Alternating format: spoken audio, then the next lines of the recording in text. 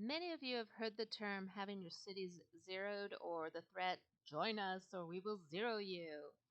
It usually only applies to cities that are big enough to join the so called alliance that wants to zero their city, but they would have to have meet certain enrollment requirements. A lot of people just look at the power of the city rather than the actual skill of the player when they decide who to recruit. But, anyways, there are aspects that will protect your city that I want to cover, and I want to make it clear that the so called zeroing is nothing to be afraid of or concerned about. First off, is this watchtower. The watchtower to me is as important, if not more important, than the wall. You need to keep it upgraded as high as you can as you're going along. To upgrade, you need these important arrows of resistance, and you can only get those from killing barbarians.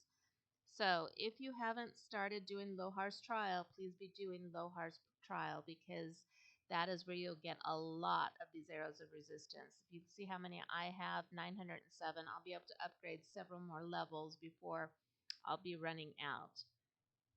The watchtower helps protect the wall from burning, and it's a strong protector against the attack. They need a lot higher level to attack this watchtower than they would if I had not kept it upgraded.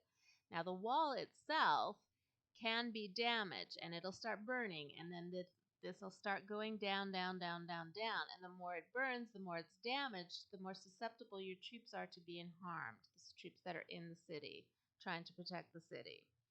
Now, here is your garrison chief and the support or the secondary. You can change that. It'll automatically give you whatever commander is the most strong for the garrison chief, but you can always change who you want it to be if you think there's a threat of attack on your city. You get to make these judgment calls. You know your commanders. Then there is, and these are their skills, because the skills of the secondary always apply no matter what, and the skills of the primary always apply no matter what, but the talents of the primary that you've built up will also apply, but not the talents of the secondary. So that is a second part of the strength of your city, is the wall. Third aspect is your storehouse. They can only plunder your materials or whatever you have based on the level of your storehouse. So this is what is protected in my storehouse at this time. And my levels are so much lower than that, there is nothing to plunder for me except for a little bit of gold. Now, 53,000 gold is not worthy of plundering, but they're not threatening to zero to plunder. They're threatening because they are upset with the fact that we are not doing what they want us to do. We are to be their subservient servants. Another aspect is the hospitals. You cannot lose lives in your city unless your hospitals get filled up. So if we look at the number of troops, I have 148,000, but my hospital can only contain 47,000. When we are fighting barbarians, we fill up the hospital just barely because barbarians aren't able to kill, they're only able to seriously injure and slightly injure troops, and they mostly slightly injure, so we only put a little bit in when we're killing barbarians. Excellent way to get XP, excellent way to get resources and rewards. Barbarians are awesome to fight. That's a player versus environment aspect that I like, especially during Lohar's trial because Lohar's trial has so many incredible rewards. So here I could see how many units I have in the city, which is 98,000. So if they were to attack my city and my hospital fills up to 47,000, anyone that's severely injured over that 47,000 severely injured would die. So this is the way you lose lives in the city. The only other places you can lose lives are in your structures if you're attacked, like if you're in someone else's city and it's attacked, or an alliance flag, or the central fortress and your hospital fills up. Again, your troops can die. So what does that mean? You have to train new troops to fill up those roles. But I can always have this 47,000 no matter what.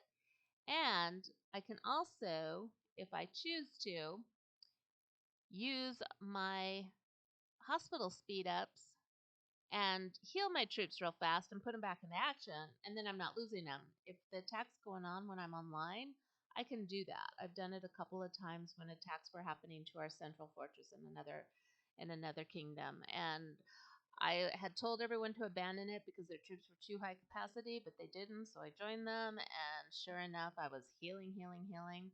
We also have an event called the Elimination of Enemies that some people refer to as the Killing event. I'll cover that in another video, but you lose a lot of troops at that time if you are out gathering or if they decide to actually attack cities as well as gatherers, which some players do.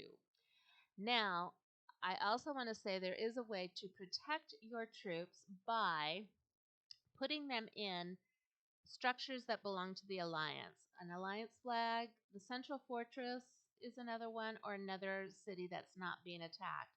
Now they can attack cities no matter where they're coming from. They could teleport in, attack, they could march in, attack, but they can only attack alliance structures if they border them with their own borders. So like here, if they bring this down, they can attack the central fortress here. If they bring it over here into this corner, they can attack an alliance flag here and an alliance flag here. So if I put my troops up here in alliance flags that are not at risk of being bordered, they will be protected up there. They will not die. And I will likely do that if I'm at risk of being attacked, which the threat is to zero cities. And if they zero, they better zero mine first because I'm the one that deserves it, supposedly.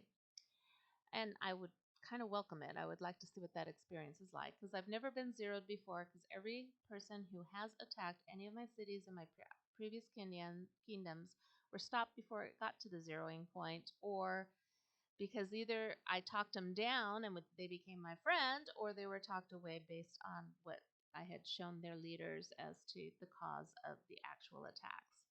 So do not be afraid of being zeroed. If it happens, just experience it and learn from it. And don't be giving into the join us or you will be a zeroed threat. Don't join an alliance you don't believe in. And if an alliance is threatening you, that is not something that you should be participating in unless you are that kind of personality. And if you are, good luck to you. Okay, Godspeed.